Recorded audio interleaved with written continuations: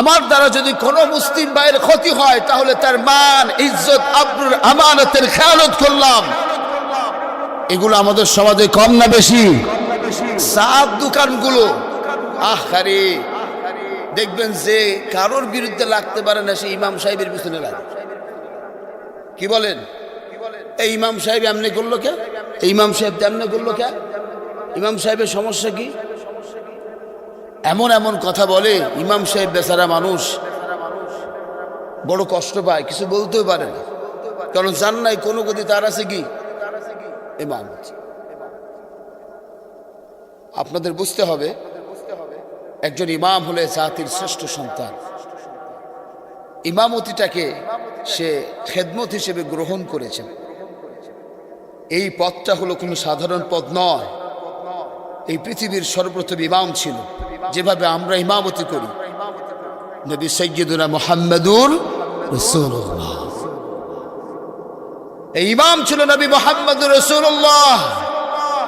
একজন ইমামকে সম্মান করবেন, কারণ এই ইমাম প্রতিনিয়ত আপনি এবং আল্লাহর মাঝে প্রতিনিধিত্ব করে। একটা দায়িত্ব বিহাদাল ইমাম, ইমাম আপনার পিছে দাঁড়ালাম, অমি আপনার নামাজ তো হয়ে গেছে, কিন্তু যদি ইমামের নামাজ না হয়, দায়ীকে ইমাম। আপনাদের 40 জনের বোঝা সে মাথায় নিয়ে প্রতি ওয়াক্ত নামাজে দাঁড়াচ্ছে, কোনো কারণে যদি তার নামাজ না হয়, আপনারও তো বিপদে পড়বেন। আপনাদের নামাজ তো হয়ে গেছে, বিপদে পড়বে সেই মানুষটা। ইমামের যে কত গুরু দায়িত্ব, একজন ইমাম যদি ভালো করে বুঝতো, সে এটা নিত না। ইমামকে সম্মান করুন, মনে থাকবে। দেন মাত্র 5,000, 6,000, 7,000 টাকা, এই দিয়ে কি সংসার চলে? তো ইমাম সাহেবদের আয় রোজগারে বরকত আছে। তো এতই যদি বরকত থেকে থাকে, তো 7,000 আপনি লন, আর আপনার 1 লাখ ইমাম সাহেবরে দেন, কি দিবেন না? এইটা তো পারবে যা, এই জায়গায় দিবেন না কে? ইমাম সাহেবদের আয় রোজগারে বরকত আছে। ইমামদেরকে ইজ্জত দিবেন, ইমামদেরকে সম্মান দিবেন। আর ইমামদের এমন কারণ হওয়ারও কারণ আছে। তার কারণ হলো মাদ্রাসায় আমাদেরকে যা শেখানো হয়, এই শিক্ষাটা হলো সীমিত শিক্ষা। মাদ্রাসায় আমাদেরকে যা শেখানো হয়, এটা একটা চক্রান্তকারী শিক্ষা শেখানো হয়। কারণ যেই কোরআন পড়ে আলী ইবনে সিনা চিকিৎসা বিজ্ঞানের জনক হলো, এই যে আলী ইবনে সিনা হসপিটালগুলো দেখেন না, এই চিকিৎসা বিজ্ঞানের মূল আবিষ্কারক হলো আলী ইবনে সিনা, যিনি মুফতি ছিলেন, মুহাদ্দিস ছিলেন, ফকি ছিলেন, যিনি কোরআন হাদিস গবেষণা করে আন-নূর হসপিটাল আবিষ্কার করেছিলেন। ইমাম জাহরাবি, যিনি এক্স-রে রঞ্জন রশ্মি আবিষ্কার করেছিলেন। ইমাম জাবির ইবনে হাইয়ান, যিনি বীজগণিতের আবিষ্কারক ছিলেন। আর সেই কোরআন হাদিস পড়ে আমরা জানি কোনো গতি তার হয়েছে কি ইমামতি। কারণ আমাদের শিক্ষা ব্যবস্থায় বসে আছে কতগুলো ইহুদি খ্রিস্টানের দালাল, যারা আমাদেরকে পড়ায় কেমনে নামাজ পড়তে হয়, রোজা রাখতে হয়, হজ করতে হয়, যাকাত দিতে হয়। তারা আমাদেরকে ইলমুন নাবাতাত পড়ায় না, ইলমুল হিসাব পড়ায় না, কসমোলজি পড়ায় না, জুওলজি পড়ায় না। কৌশল করে পবিত্র কোরআনের 1/3 অর্থাৎ আপনার 3 ভাগের 2 ভাগ তারা পড়ায় না, 1 ভাগ পড়ায়। যেই ভাগে শুধুমাত্র কবরের নিচের কথা আর আসমানের উপরের কথা আছে। বুঝেন নাই? কোনোদিন কি চিন্তা করেননি ইমামদেরকে এমন শিক্ষা কেন দেয় না, যেই শিক্ষা শিখে পৃথিবীতে বড় বড় সায়েন্টিস্ট হলেন, বড় বড় আলেম হলেন, যুগ শ্রেষ্ঠ মুহাদ্দিস হলেন, মুফতি হলেন, ফকি হলেন, আর সেই কোরআন পড়ে বর্তমান হুজুরদের অবস্থা নেই। কৌশল করে কোন একটা জাতি ইমামদের পকেটটাকে মলিন করে রাখছে। ইমামদেরকে সচিবালয়ে যেতে দিবে না, মিনিস্ট্রিতে যেতে দিবে না, ডিসি অফিসে যেতে দিবে না, কর্পোরেট সেক্টরে কাজ করতে দিবে না। এটা একটা চক্রান্তকারী সংস্থা, কমনওয়েলথের সংস্থা এই পৃথিবীতে কাজ করছে। কিন্তু আমাদের যারা মুরব্বীরা বসে আছেন, এরা এত বড় মাথা মোটা যে এটাও বোঝে না। গত 2 তারিখে আমি আল্লামা মামুনুল হক সাহেবের সাথে ওনার তারবিয়াতে আমাদের প্রোগ্রাম ছিল। আমি ওনাকে বলেছিলাম যে আপনি বাবুরি মসজিদ করতে চাচ্ছেন কেরানীগঞ্জে, ভালো কথা, যেটা আমার মাদ্রাসা বড় মাদ্রাসা, কিন্তু আপনি দক্ষ কারিগর তৈরি করতে চাচ্ছেন, আপনাকে বাংলাদেশের সবাই চিনেন, বুঝলেন, আপনি এটার হাল ধরেন। খুব অভিজ্ঞ মানুষ, আমলি মানুষ, অনেকক্ষণ শুনলেন আমার কথা। যে আধুনিক চিকিৎসা যে বিজ্ঞান, এটা হলো, এই ডাক্তাররা তো চিকিৎসক না, এরা হলো ডাকাত। এরা কি?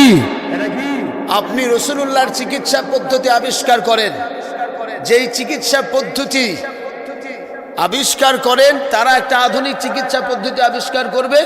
আপনি রাসূলুল্লাহ চিকিৎসা পদ্ধতি আবিষ্কার করেন, তারা কসমোলজি মহাকাশ তত্ত্ব সম্পর্কে যে তথ্য ফিকির দিয়েছেন, আপনি কোরআনুল ইলমুল ফালাক তৈরি করেন, তারা বোটানি তৈরি করে, আপনি ইলমুন নাবাতাত তৈরি করেন।